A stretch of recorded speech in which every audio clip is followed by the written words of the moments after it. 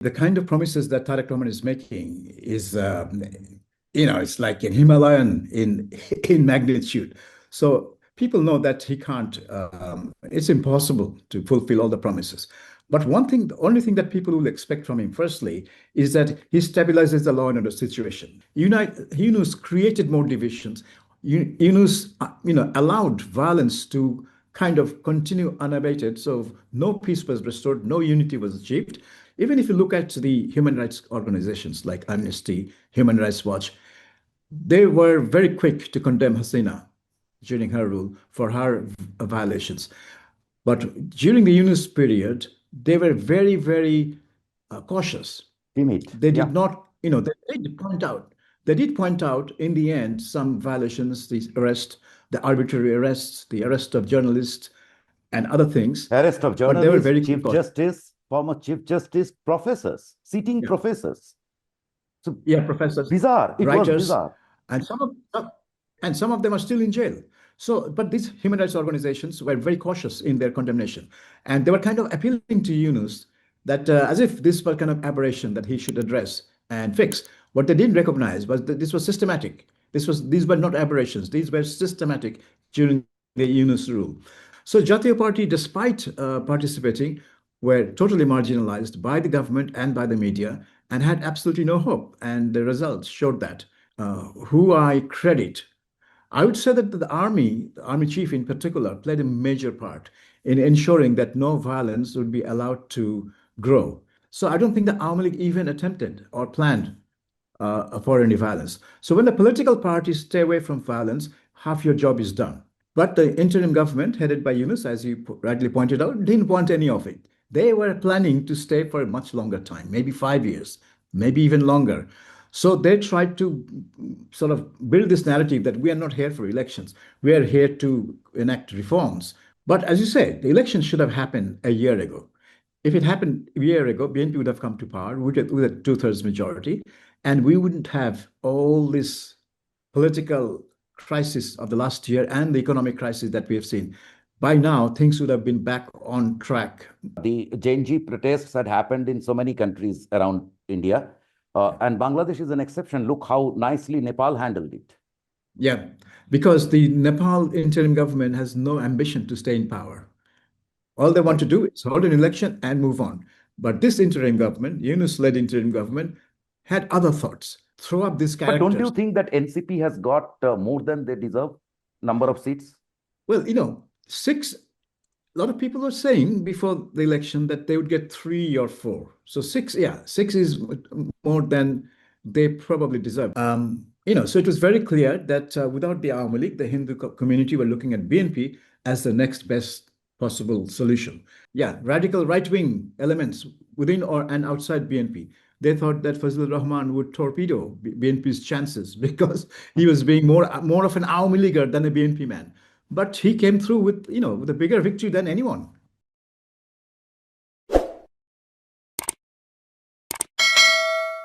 Hi, welcome to Podcast with Pratim. I have with me a very valued guest, Mr. Sabir Mustafa, former head of BBC Bangla. Mr. Mustafa is a British Bangladeshi. He's currently in Dhaka. So we will try to know, of course, after the elections, the overall canvas, how things might emerge. Welcome to the show, sir. Thank you.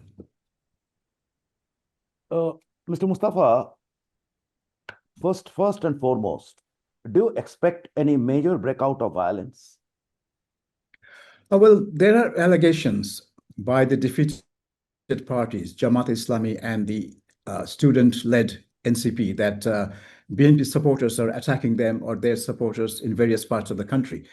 But these incidents seem to be kind of isolated and few and far between. So it's not a concerted attempt to intimidate or take revenge on anyone. So we don't expect any outbreak of violence, but we expect these allegations to surface from time to time, because in Bangladesh, it's traditional for defeated parties to claim that they're being victimized by the winning party. So far, so good. Nothing major, some violence, but nothing major. And we don't expect anything major to happen. And one reason is that Mr. Tarak Rahman, the leader of the BNP, he's asked his party men not to celebrate their victory because a lot of violence happens when they go out celebrating, and the celebration ends up being, very boisterous and lead to clashes. So they're not celebrating through processions and rallies. So that's kind of keeping the temperature down.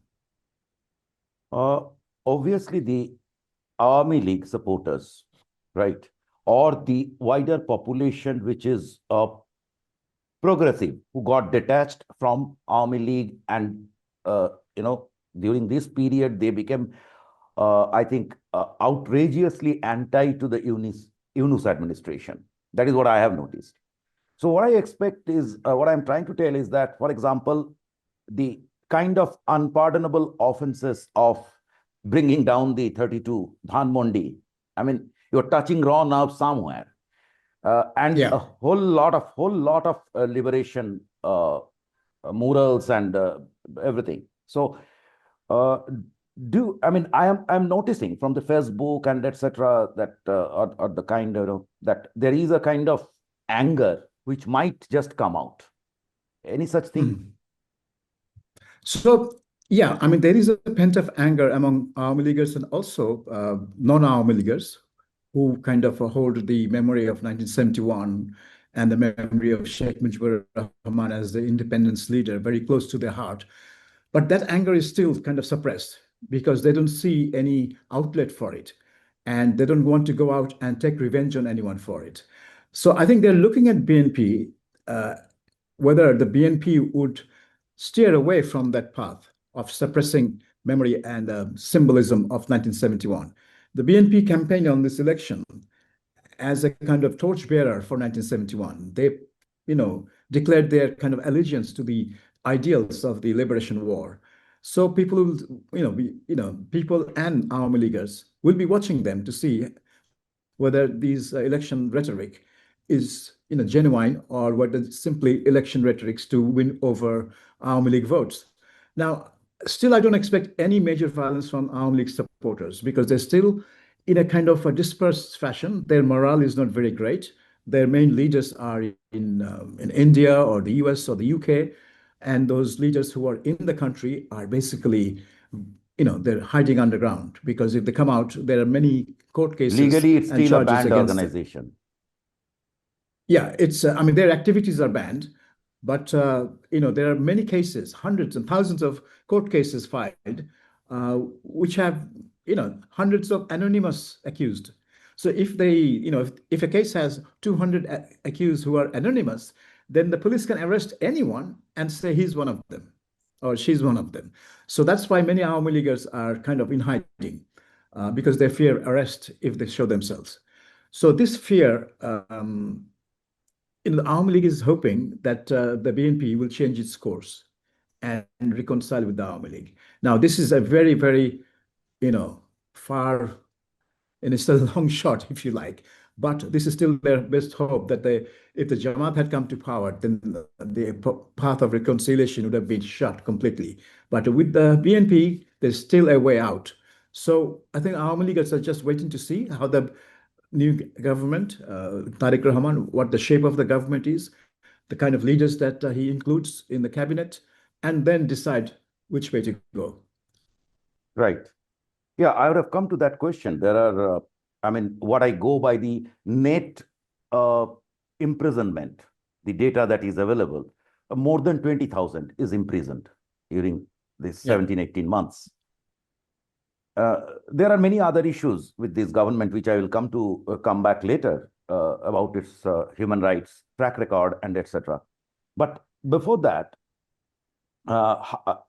the BNP government BNP's records over the last 17 years, 17 months, hasn't been very confident insofar as, so far as I have seen. They were defenders of Yunus, right? Very strong defenders, unfortunately. And at the same time, they did not really stick out to certain stand, like when the 32 Dhanmondi has been demolished on February 5, probably. So they did not come out with an official release or anything. They did not denounce it officially. Some leader did. A lot of things happened after that. In fact, one of their leaders was involved in that demolition, right? So that being Yeah. said, what I see is a very mirror situation or same situation to July 2024 when Dr. Yunus came high on hopes, promises, and everything. He was showering everything, claiming to be all solutions to him. Same situation here is that Tarak Rahman come to solve everything, so he has a plan to quote. How do you Yeah. look at this? Do this government, in the same way as Yunus promised, can it also fall into the same trap of overpromising? Well, I mean, obviously, the kind of promises that Tarak Rahman is making is, it's like an Himalayan in magnitude. So people know that he can't. It's impossible to fulfill all the promises. But one thing, the only thing that people will expect from him, firstly, is that he stabilizes the law and order situation. The violence that he spoke Right. of, the demolition of 52, then the demolition of the statues and the murals of the Liberation War, and other mob attacks like the attacks on the newspaper offices, both Humalo and Daily Star. These are symptomatic of the lack of law and order in the country under Yunus. So Tariq Rahman's first job would be to convince the people that I'm going to stabilize that. I'm going to ensure that no such violence and lawlessness exists in Bangladesh. If he can do that, he will gain the people's confidence. And without that, he can't implement his economic plan anyway, because people won't come to invest in Bangladesh if the law and order situation is not rectified. I mean, there's hardly any investment at the moment, either foreign or even domestic. So now the difference between Yunus and Tariq is that when Yunus came to power, he didn't have any political constituency. He was not an elected leader. He was a product of an uprising, and he was beholden to the young people, the students, and other people. And the other people were the extremist Islamist forces, which aligned with the students to overthrow Hasina. So Yunus was beholden to them for his power. So he led them. Basically, he called them his employers publicly in a state address. He said, "They're our employers. Will be in power as long as that they want." And that was like a surrender to these forces outside government.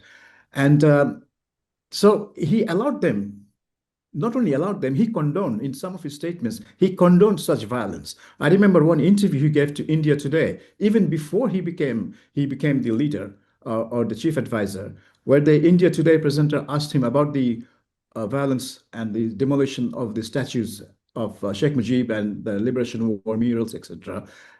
And Yunus did not condemn it. He said it's an expression of anger and it's all Hasina's fault.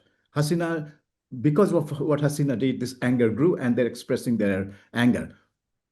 Now, since he was taking over as the head of the government, he should have condemned it and called for calm and peace and an end to this violence, but he didn't.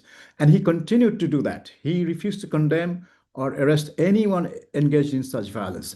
But Tariq Rahman doesn't have to do that because he does not depend on these extremist, extra governmental forces for his power. He has a mandate. He has a mandate and he has a majority, rock solid majority in parliament. The administration, the army, the police are at his beck and call. So he can, if he wants to, restore law and order. He can suppress these extra kind of territorial extremist forces. So it all depends on his political will, what he wants to do. And this is what people will be looking out for. Does he have the political will to restore law and order or not? That's the first thing. And then everything else will flow from that. So I would say that Yunus was kind of a hostage to those forces, and he allowed himself to be hostage. Tariq Rahman is not, and he doesn't have to be. Uh, Curious to ask, is the world a little too accommodative to Dr. Yunus? Assume anyone in his place.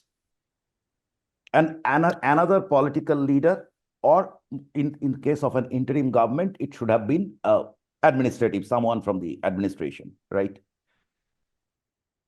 If Yeah. you just look at any figure, 20 per month extrajudicial killings during Hasina's time. Before that, I'm including mob violence. Okay. During Yunus's time, it is the component of mob violence and police extrajudicial killings are just reversed. So Mm. police was not killing. Organized mob, I mean, it is not a regular street violence. When people go up and burn down a media thing, people go out and just chuck out journalists. Some journalists said that you can't understand that fear over here, over mob. So, given that, is the world a little too sympathetic, accommodative, gives a lot of rope to Dr. Yunus? His track records, just things are broken down, demolished, and he blames someone. The 32 Dhanmondi was being demolished in Dhaka for 24 hours, if not 24 hours, at least for 17, 18 hours, using arc movers. And Yeah. then and the first statement came, if I remember correctly, around 12 o'clock next day. And that too was kind of by, you go back, very mild statement. So, Mhm. so the question is, I mean, that is exactly what I asked, that whether we all are, or you all are too soft to Dr. Yunus. Absolutely. This is the point I've also been making, that the world, or at least the Western world, loves Dr. Yunus. They've always loved Dr. Yunus, the Western world and the UN system as well. He's very popular in the corridors of the UN and their various agencies. And he mesmerizes them with his talks. He's a motivational talker. And Western governments and in the US, across the congressional divide, they admire him. And he has big supporters in these Western capitals. So when he took over, and also by 2024, Hasina was a very, very, I wouldn't say Disliked. hated, but disliked figure among the Western world and also in the UN system. They felt that Hasina had overstepped her mark and violating human rights with impunity and just, rigging elections. So she really needed to go. So they were happy to see Hasina go, and they were even more happy to see Yunus take over, thinking that the Yunus, who is so much in tune with Western values of democracy and human rights and tolerance and everything, that he would restore peace in the country, unite the nation, and usher in a new era of democracy. That was their hope. But of course, that's not what happened. The opposite happened. Yunus created more divisions. Yunus, allowed violence to kind of continue unabated. So no peace was restored, no unity was achieved. But at the end of the day, they still hoped that because Yunus is their darling, if you like, they still wanted him to succeed. So they did not disturb him. Even if you look at the human rights organizations like Amnesty, Human Rights Watch, they were very quick to condemn Hasina during her rule for her violations. But during the Yunus period, they were very, very cautious. Timid. They Yeah. did not, they did point out in the end some violations, the arbitrary arrests, the arrest of journalists, and other things. Arrest of But they were journalists, very Chief cautious. Justice, former Chief Justice, professors, sitting Yeah, professors. So yeah, professors, bizarre. It was writers, bizarre. and some of them are still in jail. So, but these human rights organizations were very cautious in their condemnation, and they were kind of appealing to Yunus that as if this were kind of aberration that he should address and fix. What they didn't recognize was that this was systematic. These were not aberrations. These were systematic during the Yunus rule. So, and the Western world, in the end, I think they were hoping that at least let him uh, help, let's help him achieve a good election. And the election will lead to a transfer of power and stability. So I think that was their main hope that, okay, let's help him to achieve that one goal, elections, because he's trying to achieve some reforms which will be good for Bangladesh. And how he's doing it is his business. We're not bothered, but let's help him achieve the election. So he's done that. And I've said many times that for Yunus, this is very crucial that the elections are seen to be credible and peaceful because his whole image in the Western world depends on it. His image in Bangladesh is, shot totally. Only a tiny portion of the elite still look at Yunus as the Nobel Peace Prize winner, but most of the population think he was a failure as a leader. So, but the Western world still wants to hold him close to their heart. So they wanted to protect, and Yunus wanted to preserve his image with the Western world. So he absolutely needed these elections to be credible and fair and peaceful. So he's achieved that to a large extent. So he can now leave office and with his image, at least in the Western world, intact. Whom do you give the maximum credit for a peaceful election and in Bangladeshi standard, quite free and fair? The polling staff. Whom The do you actual give the polling credit? was, It is the army or Dr. Yunus? Because we have seen a lot of attempts of engineering. I mean, let's throw out Awami League out of the window. okay. Jatiyo Party. Yeah. Jatiyo Party, they were victimized. Yeah. They were victimized by the groups that overthrew Sheikh Hasina because they wanted Jatiyo Party banned as well. And they attacked their main office twice, set it on fire twice. And their leaders have been harassed all They over were the not country. included in the political dialogue. They were kept out. Yes, exactly. They were kept out. Even though they were one of the major parties, they were kept out of the political dialogue. And even during the election, they did field candidates. But if you look at the media over the past 14 days, you will know that Jatiyo Party was contesting any constituency because there was hardly any coverage. I didn't see any Jatiyo Party coverage on the front, back, or even the inside pages. It was all BNP and Jamaat, as if there was nobody else in the contest. So Jatiyo Party, despite participating, were totally marginalized by the government and by the media and had absolutely no hope. And the results showed that people didn't think they were a factor. So, and once people don't think that you're not a factor, why should they vote for you? People want to vote for an MP. A highly bipolar situation was created, which Yeah, which might have been fictitious, but it yeah, was created. yeah. And so the votes were polarized between two sides. Polarized. And that's why BNP had 212 seats and Jamaat had 60 odd seats. So, and there's hardly anyone with a double figure seats. And the NCP had 6, but only because they were aligned with Jamaat and they benefited from Jamaat's vote as well. Now, your original question, who I credit, I would say that the army chief in particular, played a major part in ensuring that no violence would be allowed to grow. So wherever there was some attempt, particularly the night before election, there were attempts in many places to invade polling centers, steal ballot papers, and that sort of thing. The army really clamped down with the help of the police. So the army played a major part.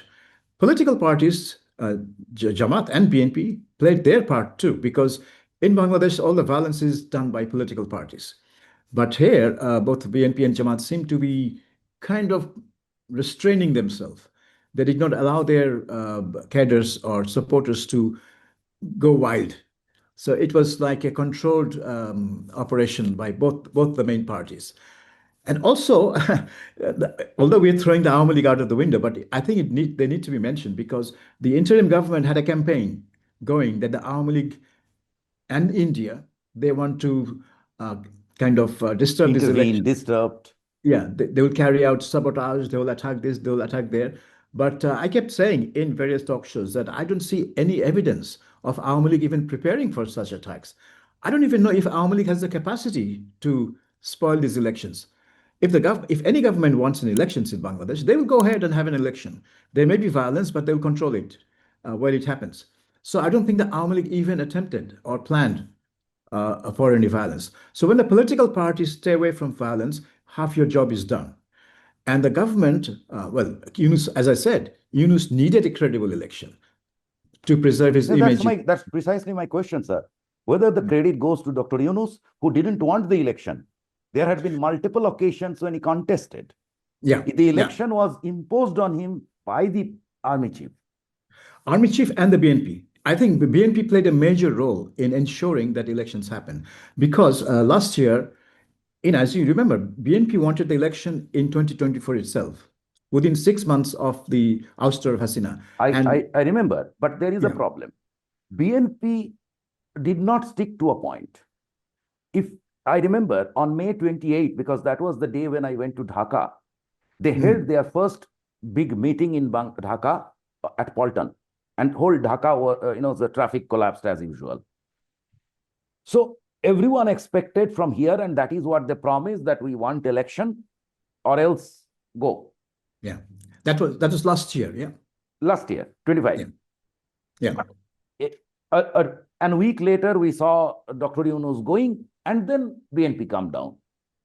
So retracted from their earlier position. So we saw BNP shifting their position. They did not stick to their position throughout these 17 months. In fact, BNP, this is an interesting thing because after the overthrow of Sheikh Hasina, it's the student leaders who came on the forefront, that they were the ones who led the revolution, if you like.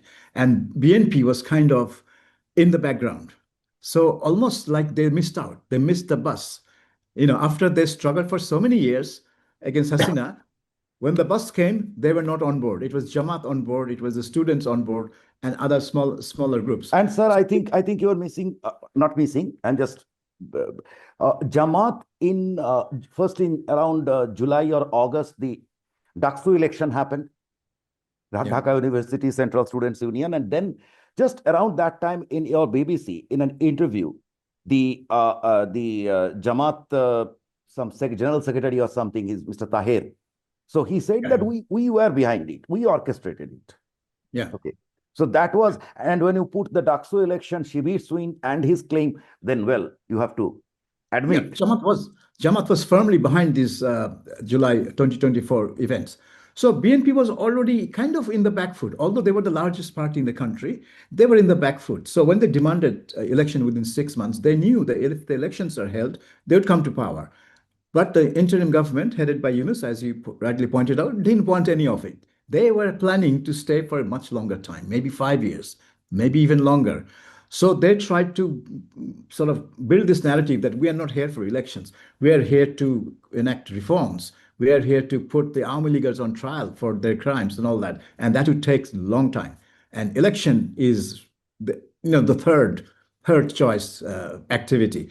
So then BNP came up with this, that the elections must happen by December 2025, when you were in Dhaka. That was their demand, December 2025. But then... that was in tune with the army chief's demand. Army chief, I think, placed the demand in February, that elections must happen by December. Exactly. So there was a feeling that the government was tottering on the brink at the time. If the BNP had pressed ahead with their demand, it would have been difficult for the government to stay in power. It was that serious. So Yunus went to London to meet Tariq. And we don't know what happened in that one-to-one meeting, but it seemed to me that Tariq was delighted that somebody was recognizing him as the leader. Because 17 years he'd been in London, nobody from Bangladesh of any importance went to see him, other than his party leaders. Why this pathetic situation? Because after July, everyone expected, if an election happened at that time, and BNP would have been spared from all this accusation. Well, they got 210 odd seats. Yeah. But the reality is their public image is very bad. Yeah. Okay. I mean, that wouldn't have happened had an early election been in place. Bangladesh would have been spared from a lot of things that had happened, right? Yeah. So, so given that, why?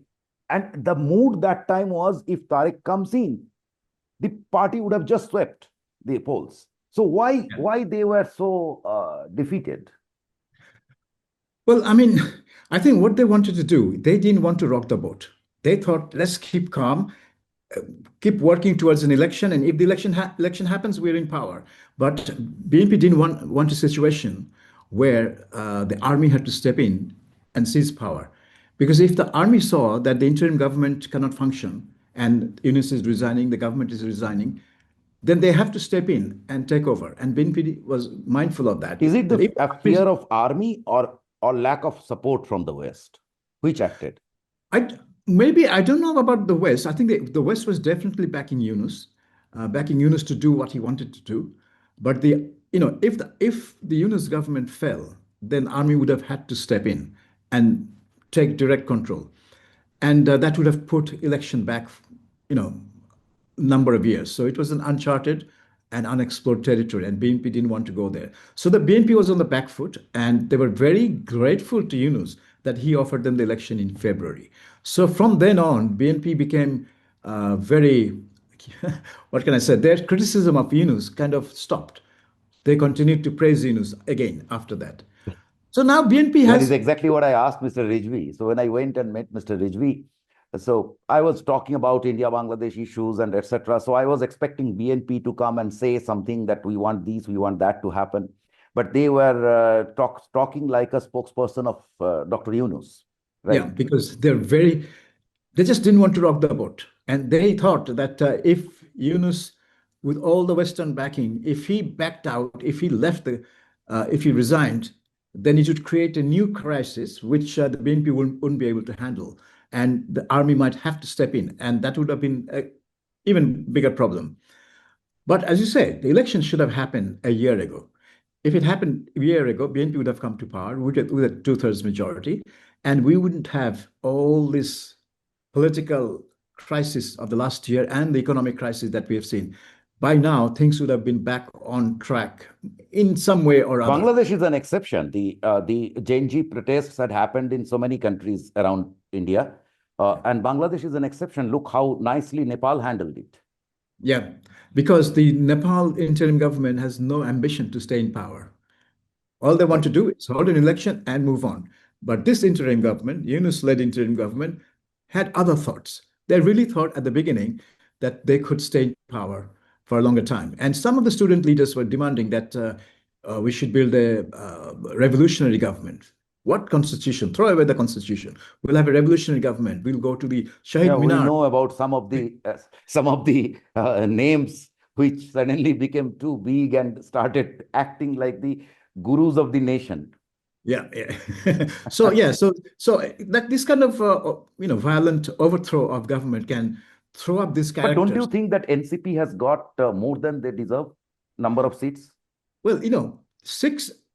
A lot of people were saying before the election that they would get three or four. So six, yeah, six is more than they probably deserve. But that is because they had this alliance with Jamaat. If they had fought the election on their own, I think they would have been stuck with two MPs, maybe Nahid Islam and Hasnat Abdullah in Kumilla.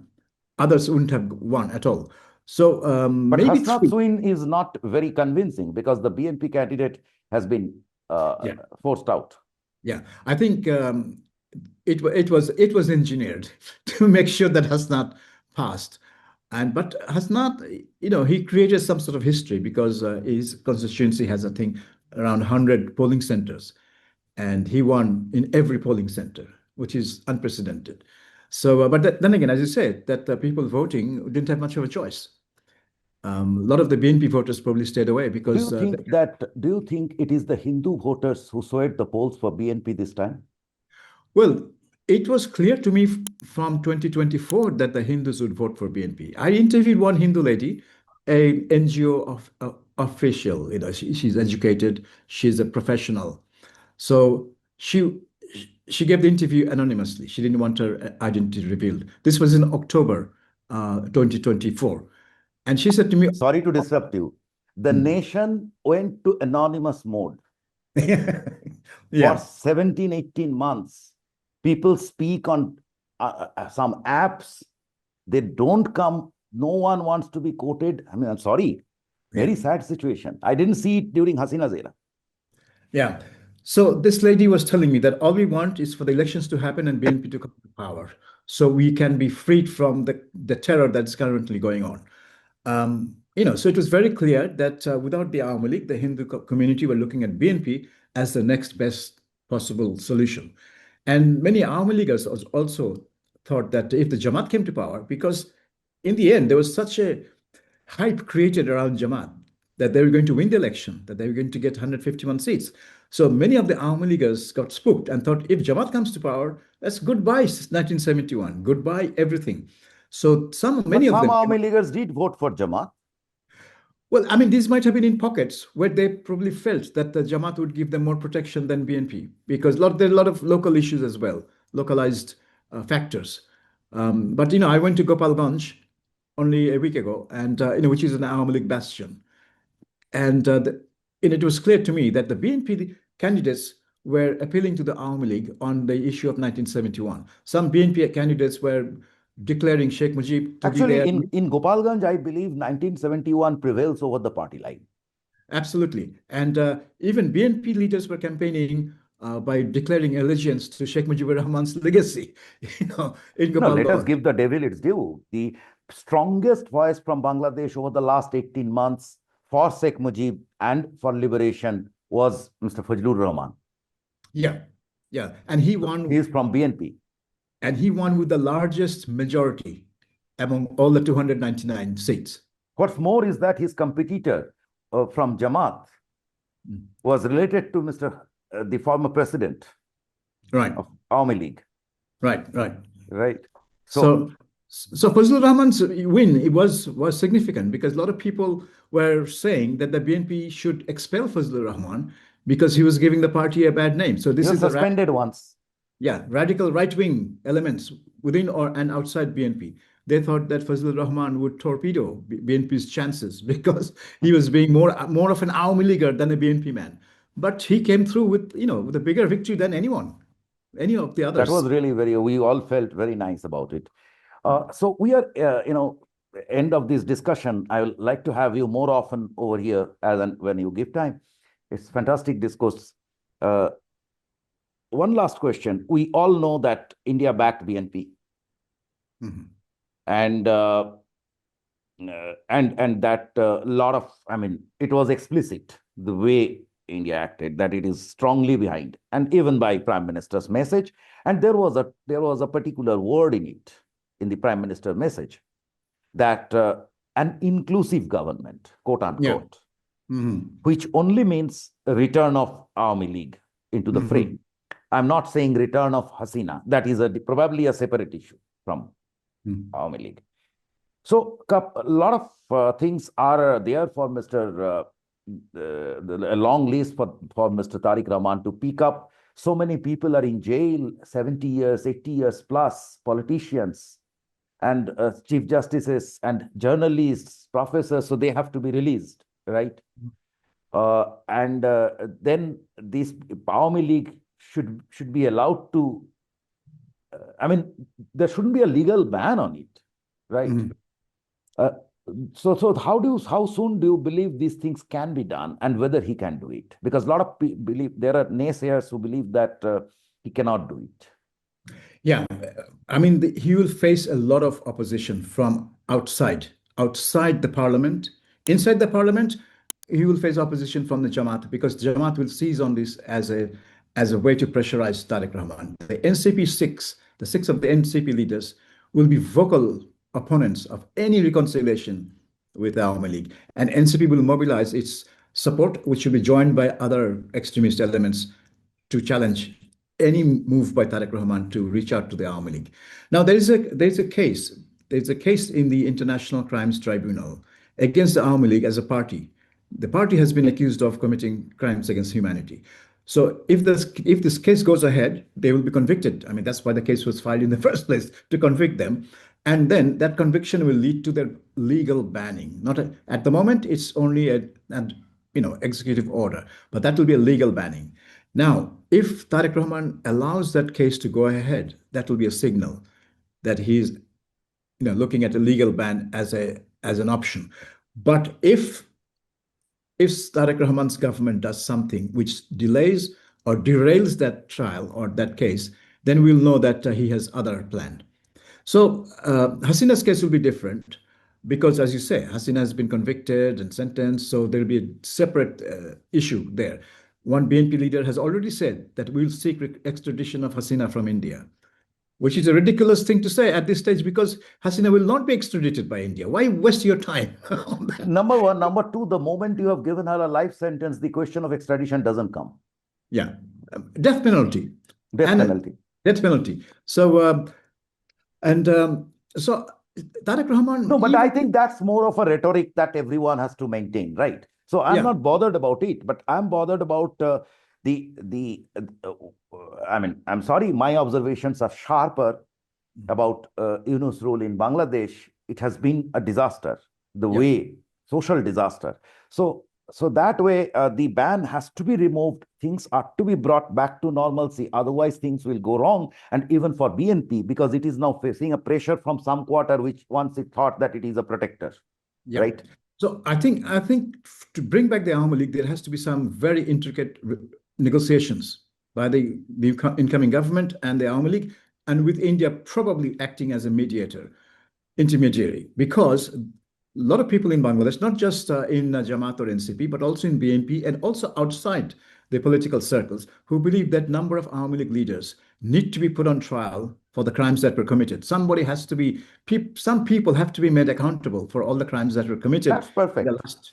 So, and also because crimes committed in the last few years is more fresh in public memory than crimes committed in 2004 or even 1971. Those are kind of distant memory and people are not bothered. But crimes committed in 2024 are very fresh and they want to see people being made accountable. So that negotiation has to address that as well. That what does Awami League do with these allegations, with the allegations and cases of crime, and the leaders that are implicated in it? Do these leaders admit guilt and disappear from politics? Does the Awami League need to have a new leadership to come back to politics? So these issues have to be negotiated, I think. And without negotiating these things, it will be very dangerous for Tariq Rahman to simply go ahead and say, okay, you know, I think Awami League has to sacrifice a few goats over there, right? yeah, And there are dead dudes in their leadership. yeah, Some people who have actually ruined them. absolutely, yeah. So they're disasters. Mm, So I think that is a normal practice in politics. When a situation comes, you sacrifice some people and then move on, right? right. So thank you so much, sir. Okay. We will, if you Thank will give you. me time, we will catch up. All right. Thanks. Thank. Thanks. Okay. Thanks very much.